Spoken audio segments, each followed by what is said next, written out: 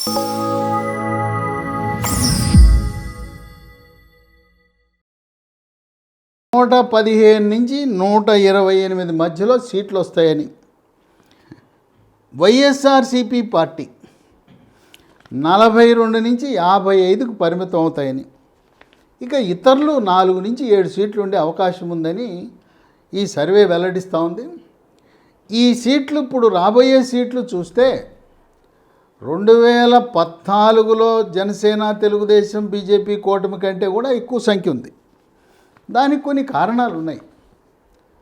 జగన్మోహన్ రెడ్డి స్వయంకృతాపరాధం. ఎన్నికల ముందు మేము అమరావతిని అభివృద్ధి చేస్తామని జగన్మోహన్ రెడ్డి ఎన్నికల మేనిఫెస్టోలో చెప్పాడు.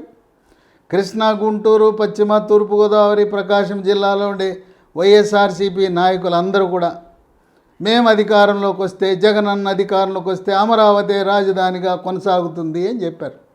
ఈరోజు అమరావతిని రాజధానిని 3 ముక్కలు చేసి ఈరోజు రాజధాని లేని రాష్ట్రం ఏదంటే అమరావతి. ఈ అమరావతి దెబ్బ పెద్ద షాక్ వైఎస్ఆర్సీపీకి.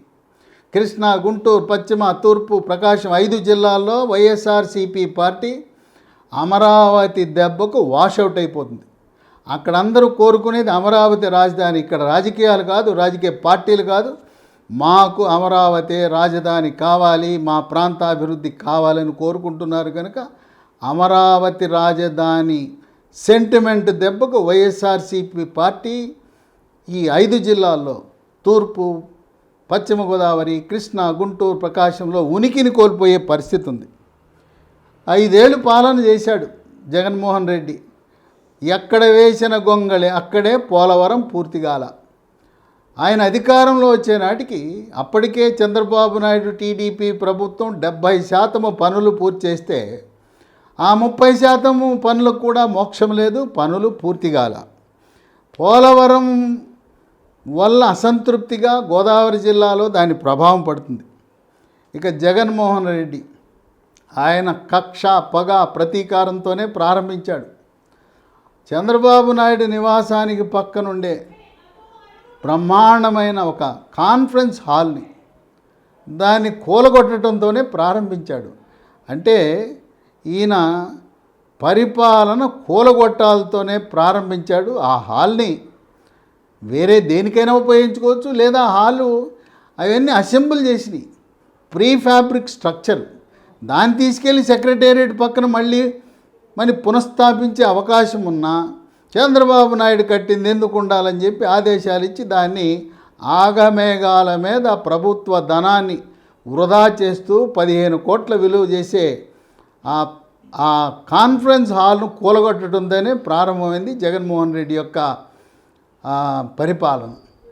ఇక కక్ష, పగ, ప్రతీకారం, కొన్ని కులాలపై పగబట్టడం, దానివల్ల ఇక చివరికి చంద్రబాబు నాయుడు అరెస్టు, ఆయన 53 రోజులు జైల్లో పెట్టడం.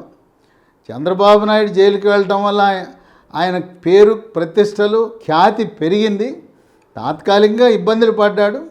అయినా దానివల్ల తెలుగుదేశం పార్టీ, జనసేన కలవటం, చంద్రబాబు నాయుడు జైల్లో ఉండగానే జనసేన అధినేత పవర్ స్టార్ పవన్ కళ్యాణ్ వెళ్ళి నేను బీజేపీని ఒప్పిస్తా, వాళ్ళు నా మాట వింటారు, ప్రధానమంత్రి గారు నా మాట వింటారు, ఏది ఏమైనా నా నిర్ణయం, జనసేన, తెలుగుదేశం పార్టీ కలిసి పోటీ చేయబోతున్నాయి, జగన్మోహన్ రెడ్డి ఆ ముఖ్యమంత్రి పదవిలో కొనసాగటానికి అనర్హుడని ప్రకటించేశాడు.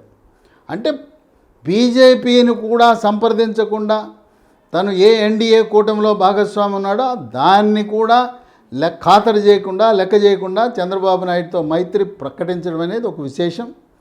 ఆ విధంగా చంద్రబాబు నాయుడు అరెస్టు, ప్రశాంత్ కిషోర్ పీకే వద్దు వద్దు, నష్టం జరుగుతుంది, వద్దు వద్దు అన్నా కూడా వినకుండా ఆయన అరెస్ట్ చేసి స్వయంకృతాపరాధము, భస్మాసుర హస్తముల, భస్మాసురుడు ఏ విధంగా తల మీద చేయబెట్టుకుని భస్మమయ్యాడో అదేవిధంగా చంద్రబాబు నాయుడు యొక్క అరెస్టు ఆత్మహత్య సదృశ్యమని విశ్లేషకులు భావిస్తున్నారు.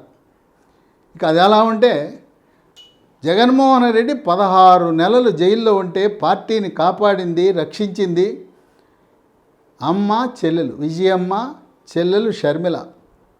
పగలనక రాత్రనక ఎండనక వాననక పాదయాత్ర చేసి పార్టీని పరిరక్షిస్తూ వాళ్ళు పాదయాత్ర చేసి పార్టీని రక్షిస్తే వాళ్ళకు దక్కిన గౌరవం, మీరు వెళ్ళండి, మీకు ఆంధ్రప్రదేశ్లో పనేంటి, కడప జిల్లాలో పనేంటి, మీరు తెలంగాణకు వెళ్ళండి, అక్కడ తెలంగాణలో హాయిగా నివసించండి పక్కన రాష్ట్రంలో అని వీడ్కోలు పలికాడు జగన్మోహన్ రెడ్డి. అక్కడ ఆంధ్రప్రదేశ్ ప్రజలు ఏమనుకుంటున్నారంటే, ఏ ముఖ్యమంత్రి అండి, అమ్మా చెల్లెల్ని వాడుకుని ఆ 16 నెలలు వాళ్ళు పాదయాత్ర చేయకపోతే అసలు పార్టీ ఉండేదా, పార్టీ పతనమయ్యేది కదా. ఇక అమ్మా చెల్లెల్ని ఆదరించిన వాడికి మమ్మల్ని ఉద్ధరిస్తాడని మాట్లాడుకుంటున్నారు. మరొక అంశం, వైఎస్ వివేకానందరెడ్డి బాబాయ్ హత్య. ఇది కడప జిల్లాలో జగన్మోహన్ రెడ్డి ముఖ్యమంత్రికి సన్నిహితులు, అనుచరుల వాళ్ళ సారథ్యములో వాళ్ళ ప్రమేయంతో జరిగిందని కోర్టులు, మరి ప్రజలు, పత్రికలు ఘోషిస్తున్న తరుణంలో వైఎస్ వివేకానందరెడ్డి హత్య కూడా వైఎస్ఆర్సీపీ పార్టీలో ఉన్న అక్కడుండే ప్రజాప్రతినిధులు, లోక్సభ సభ్యులు, శాసనసభ్యులు మెడకు చుట్టుకోవడం వల్ల, అది కూడా బాబాయి హత్య కూడా వైఎస్ఆర్సీపీ పార్టీ విజయానికి ప్రతికూలంగా మారిందని విశ్లేషకులు భావిస్తున్నారు. ఇక ఈ రోజున ఆంధ్రప్రదేశ్లో ఎక్కడికి వెళ్ళినా, ఏ గ్రామము, ఏ మండలము, ఏ జిల్లాకు వెళ్ళినా గుంతల రోడ్లు ప్రదర్శనం. ఎక్కడ చూసినా గుంతల రోడ్లే. ఇప్పుడు ఆంధ్రప్రదేశ్ ట్రేడ్ మార్క్ ఏదంటే గుంతల రోడ్లు అంటున్నారు. ఆ గుంతల రోడ్లు పూడ్చాలంటే, మళ్ళీ పునర్నిర్మాణం చేయాలంటే కనీసం సంవత్సర కాలం పడుతుంది. ఆ గుంతల రోడ్ల మీదే ప్రయాణించి పోలింగ్ బూత్కి వెళ్ళినప్పుడు ఎవ్వరూ కూడా ఈ ఫ్యాన్కు ఓటు వేయటం అనేది అసంభవమని విశ్లేషకులు భావిస్తున్నారు. జగన్మోహన్ రెడ్డి వచ్చిన తర్వాత ఉపాధి కోల్పోయారు. భవన నిర్మాణ కార్మికులందరూ తెలంగాణకు, తమిళనాడుకి, కర్ణాటకకు, ఇతర రాష్ట్రాలకు వలసపోయారు, ఉపాధిని కోల్పోయారు. చివరికి ఆటో డ్రైవర్లు, ట్యాక్సీ డ్రైవర్లు కూడా ఉపాధి లేక వాళ్ళ కుటుంబాలను ఆంధ్రప్రదేశ్లో ఉంచి హైదరాబాదు, బెంగళూరు, చెన్నైకి వచ్చి పొట్ట నింపుకునే పరిస్థితి. ఆంధ్రప్రదేశ్లో ఉండే చిన్న, పెద్ద, మధ్యతరగతి కాంట్రాక్టర్లు, రియల్ ఎస్టేట్ వ్యాపారులు అందరూ కూడా ఆంధ్రప్రదేశ్ రాష్ట్రాన్ని వీడి పక్క రాష్ట్రాలైన కర్ణాటక, తమిళనాడు, ముఖ్యంగా తెలంగాణకు వలసపోయారు. విశేషం ఏంటంటే వాళ్ళ ఓట్లన్నీ, వాళ్ళ కుటుంబ సభ్యుల ఓట్లన్నీ కూడా ఆంధ్రప్రదేశ్లో ఉన్నాయి. తాత్కాలికంగా పొట్ట నింపుకోవటం కోసం, ఉపాధి కోసం వలసలు పోయే పరిస్థితి జగన్మోహన్ రెడ్డి ప్రభుత్వంలో వచ్చిందని వాపోతున్నారు. జాబ్ క్యాలెండర్ అనేది ఎక్కడ అడ్రస్ లేదు, ప్రభుత్వ ఉద్యోగాలు లేవు. చదువుతున్నారు పిల్లలు, ఇంజనీరింగ్ చదువుతున్నారు, ఎంఎస్సి, ఎంకామ్, ఎంటెక్లు ఎన్ని చదివినా ఎక్కడా కూడా ఉద్యోగ అవకాశాలు లేవు.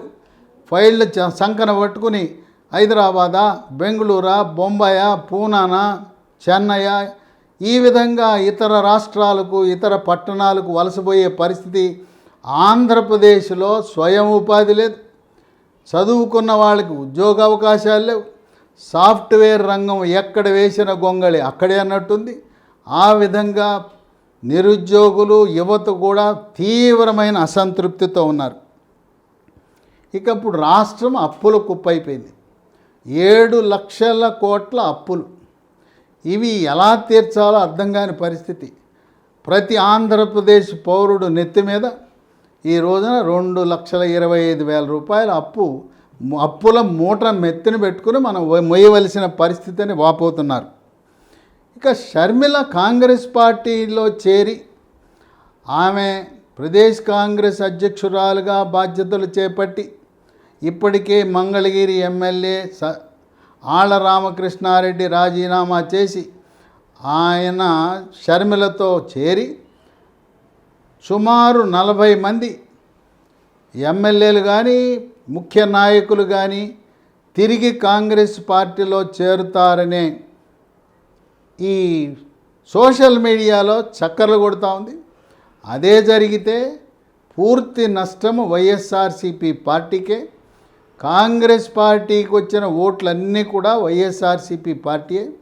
ఈ రోజున మార్పులు చేర్పుల పేరిట ఎవరికైతే ఎమ్మెల్యేలకు సీట్లు నిరాకరిస్తున్నారో ఇప్పటికే వాళ్ళందరూ కూడా ఆళ్ళ రామకృష్ణారెడ్డితోనూ షర్మిలతోనూ టచ్లో ఉండి మా సొంత గూటికి వచ్చేస్తాం, మా సొంత ఇంటికి వచ్చేస్తాం, మాతృ సంస్థకు వస్తామని ఉత్సాహంగా కాంగ్రెస్ పార్టీకి రావటానికి ఆసక్తి చూపిస్తున్నారు.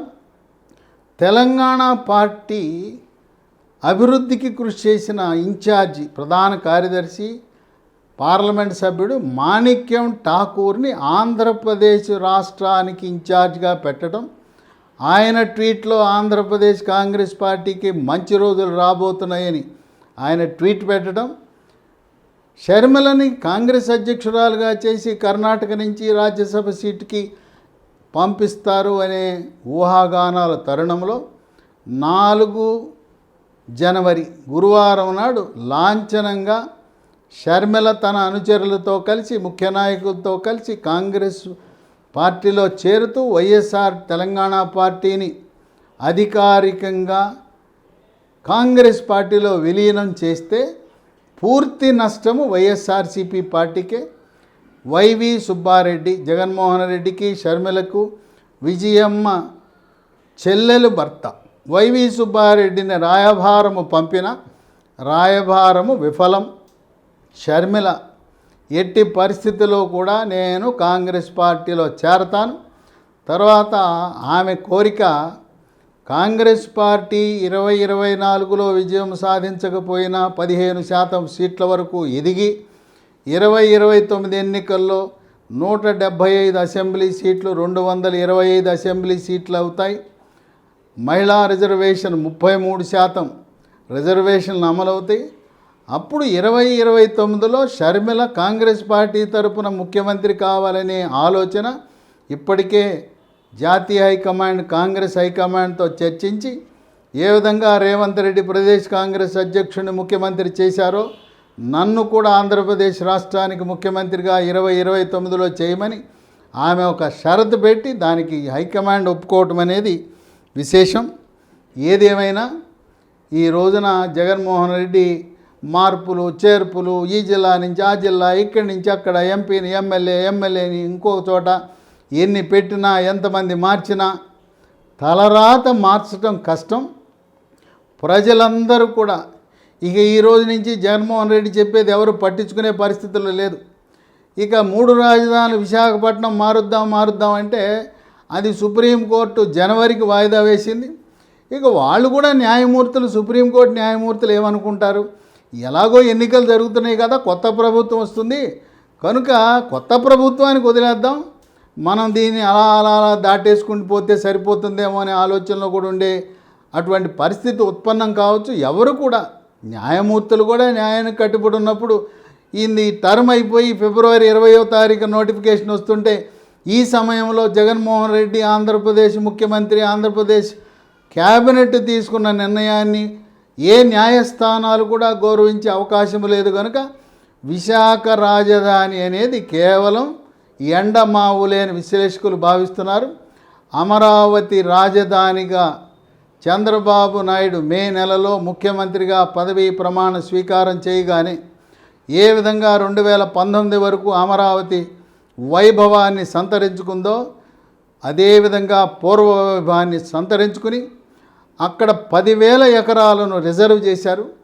ఆ 10,000 ఎకరాలను అమరావతిలో అమ్మకము చేయటం ద్వారా ప్రభుత్వము వేలం వేయటం ద్వారా 1,00,000 కోట్లు దాని ద్వారా లభించిన నిధులతో అమరావతి రాజధానిని నిర్మించవచ్చు. ప్రజలపై పన్నుల భారము లేకుండా అక్కడే రైతులు ఇచ్చిన 10,000 ఎకరాలు చాలు దాన్ని అమరావతి అభివృద్ధి చేయటానికి. ఈ విధంగా మళ్ళీ అమరావతికి పూర్వ వైభవం రాబోతున్నది. రియల్టర్లు కాంట్రాక్టర్లు అందరూ వలస కార్మికులు భవన నిర్మాణ కార్మికులు అందరూ కూడా ఎప్పుడా ఇక్కడ జగన్మోహన్ రెడ్డి ప్రభుత్వం మారితే చంద్రబాబు నాయుడు అధికారంలోకి వస్తే రావటానికి ప్రవాసాంధ్రులు కూడా ఎన్ఆర్ఐలు కూడా ఎంతో ఉత్సాహంతో ఉన్నారు. భారతదేశంలో పేరెన్నిక కంపెనీలు కూడా అందరూ కూడా చంద్రబాబు నాయుడు ముఖ్యమంత్రి వస్తే మేము పెట్టుబడులకు సిద్ధమని స్వదేశీ పెట్టుబడులు విదేశీ పెట్టుబడులు కూడా ఆంధ్రప్రదేశ్ రాష్ట్రంలో మే నెలలో అడుగుపెట్టడానికి సిద్ధమైంది. కనుక చాణక్య స్ట్రాటజీస్ చేసిన సర్వే వాస్తవ రూపం దాల్చుకుని అదే జరగబోతుందని విశ్లేషకులు భావిస్తున్నారు. ఏది ఏమైనా రాయలసీమలో ఈసారి గట్టి దెబ్బ వైఎస్ఆర్సీపీ పార్టీకి తగులుతుంది. గతంలో లాగా కంచుకోటలా ఉన్న జిల్లాలు పీటలు వారిపోయినాయి. కృష్ణా, గుంటూరు, తూర్పు, పశ్చిమ, ప్రకాశం జిల్లాలో అమరావతి పెద్ద షాక్ ఇవ్వబోతుంది. వేచి చూద్దాం ఏం జరగబోతోందో అని చెప్పి మనం కాలమే నిర్ణయిస్తుంది. త్వరలో ఫిబ్రవరి 20 నాటికి ఎన్నికల నోటిఫికేషన్ విడుదల కాబోతున్నది.